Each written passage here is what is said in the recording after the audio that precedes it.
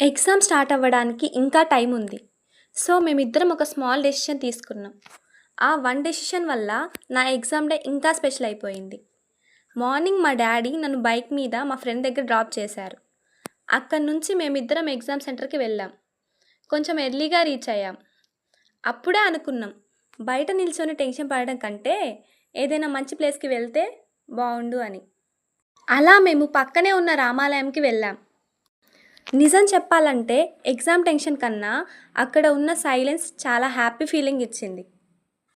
దర్శనం చేశాక స్వామి మిగతాది మీరే చూసుకోండి అని కోరుకున్నా. తర్వాత ఎగ్జామ్ హాల్లోకి వెళ్ళాము. స్టార్టింగ్లో కొంచెం టెన్షన్ ఉంది. క్వశ్చన్ పేపర్ ఓపెన్ చేశాక అనుకున్నా, ఇప్పుడు భయపడినా మార్క్స్ పెరగవు కదా అని చెప్పేసి. సో కామ్గా ఎగ్జామ్ కంప్లీట్ చేశాను. ఎగ్జామ్ కంప్లీట్ అయ్యాక ఆ రిలీఫ్ ఫీలింగ్ ఉంది నెక్స్ట్ లెవెల్ అంతే. వచ్చాక ఫస్ట్ లెమన్ సోడా తాగాం. అప్పుడే అనిపించింది ఇది సక్సెస్ పార్టీ కాదు, సర్వైవల్ పార్టీ అని. తర్వాత అయితే మేము రెస్టారెంట్లో లంచ్ చేసి హ్యాపీగా ఇంటికి తిరిగి వచ్చాం. ఓవరాల్గా నా ఎగ్జామ్ డే చాలా మెమరబుల్గా ఉంది. మీకు ఇలాంటి రియల్ లైఫ్ వ్లాగ్స్ నచ్చితే లైక్, షేర్, సబ్స్క్రైబ్. నెక్స్ట్ వీడియోలో కలుద్దాం. బాయ్.